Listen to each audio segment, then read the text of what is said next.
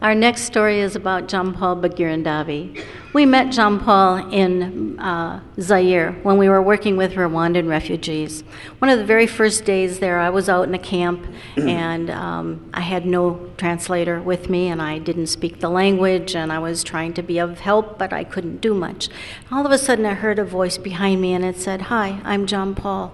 And I thought, oh, that sounds like English. And so I quickly turned around and started to talk to this young man. He was in the camp because he had lost a leg running from the genocide in Rwanda. He was Burundian. And we ended up, after a while, having John Paul as one of our interpreters. And through this relationship, he met one of our team members, a woman from Minneapolis who happens to live about 10 minutes from us. We didn't know her before we went to Zaire. She and John Paul ended up falling in love, and she helped John Paul emigrate to the United States. There he got his 4-year degree in 3 years, even though English was not his first language, it was his 6th language. John Paul then went on to work for World Vision, and I'm sure some of you know of World Vision. It is a group that works a great deal on forgiveness.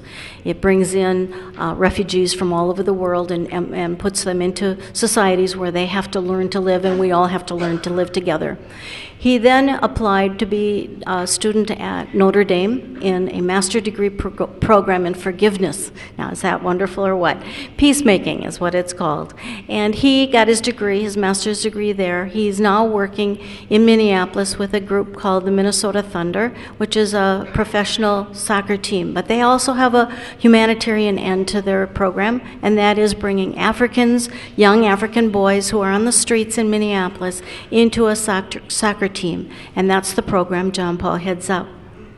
But as well as that, John Paul is working as his own NGO, non-governmental organization back in Burundi, trying to work on peacemaking and bringing young people together of the two tribes that committed genocide against each other so that they can have peace and have a future. As we've talked about earlier in this program, forgiveness is not just to give away forgiveness, but it is to be given forgiveness as well. And through that process, one can become whole and one can move forward. And without it, nothing seems to happen. Jean has a story about John Paul and his kind of forgiveness.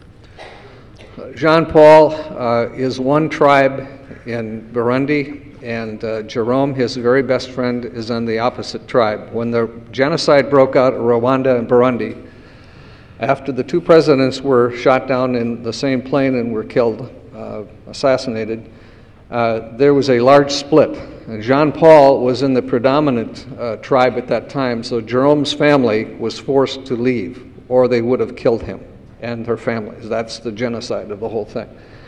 So after a period of time, Jean Paul came to the United States, as Jan said, got his degree in peacemaking at Notre Dame, and has started his own NGO, non-governmental organization, a humanitarian group, back in Burundi called Youth for Intervention for Peace, International. And he called Jerome because he had not spoken to Jerome because there was so much anger between the two. Jerome is still alive, and Jean Paul is in Minneapolis. So he called Jerome and asked him if he would forgive him and if he would meet with someone in Burundi, because he had a peace movement that he would like to promote in Burundi. Jerome, after some time, agreed to do that. What Jerome didn't know was that it was Jean Paul that was going to meet with him, not a member that was delegated to someone else. So Jean Paul flew to Bujumbura, Burundi, and saw Jerome. And Jerome now, after the forgiveness of those two, they are working together. They have over 300 people working on peace initiatives within Burundi, and stretching out into the countryside, they hope to have 1,000 people working towards peace movements within Burundi. And this has now been, about 13 years. So this has just come together in the last 4 years, 3 or 4 years. So that peace movement is happening. Those two have forgiven each other. Even though they're separate tribes, they've come back together, and they're trying to show the youth a direction, which is forgiveness and peace, instead of hatred and death. I asked John Paul a question one day. John Paul, what would it take to bring peace to your country? He said, well, if I could go there, if I had enough money and could go there full time, I believe that I could bring a community, a whole community, around to being peaceful, bringing back in together the two tribes, having them be on friendship, neighborly basis again, like they had been before the war, in 2 to 3 years. Now, I think that's amazing. And his wife wants to go and his kids want to go. But the thing that he's really lacking at this point is funding.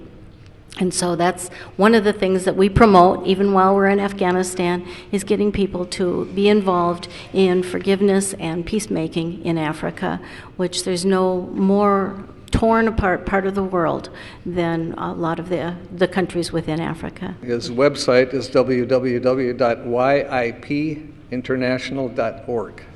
What forgiveness, as we studied more and more about forgiveness is a very, very difficult word. And forgiveness is not something that is called an automatic eraser.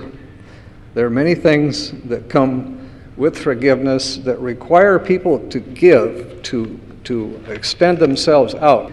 I believe one should forgive the person or persons who have committed atrocities against oneself and mankind. But this does not necessarily mean one should forget about the atrocities committed.